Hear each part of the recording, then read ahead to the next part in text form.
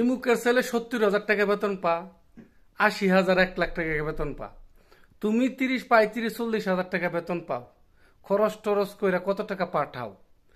এই সমস্ত কথা যে পরিবার বলে, মনটা কই ওই পরিবারের একবার বিদেশ আইনা দেই, এই 2 তালা সিটের মধ্যে ঘুমাও, সকাল থেকে সন্ধ্যা পর্যন্ত কাজ করো, তারপরে তুমি তোমার ওই বেতন দাদাওয়ালারা জিগাও আমার ছেলেরে কি জন্য এত টাকা বেতন দেয়।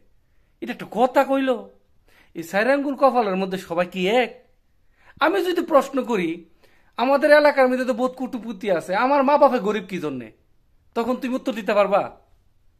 আমার এলাকার মধ্যে এতগুলো বড় লোক পরিবার থাকতে আমি আমার মা বাপ কি জন্য গরিব, আমার কি জন্য বিদেশ পড়ে থাকা লাগে, এই প্রশ্নটা তো আমি মা বাপের কাছে বলতে পারি না বা করতে পারি না। তাহলে আমার পরিবার থেকে এই প্রশ্নটা কি জন্য আসে যে মুখের বেতন এত এত এত এত বেতন, তুমি কি জন্য এত বেতন পাও? এটা একটা কথা হইল? আহ, দুঃখগুলা শেয়ার করার মতো একটাই আছে, অনলাইন। তাছাড়া আর কারো কাছে শেয়ার করতে পারি না। এই একটাই আছে, দুঃখ শেয়ার করি আপনাদের সাথে।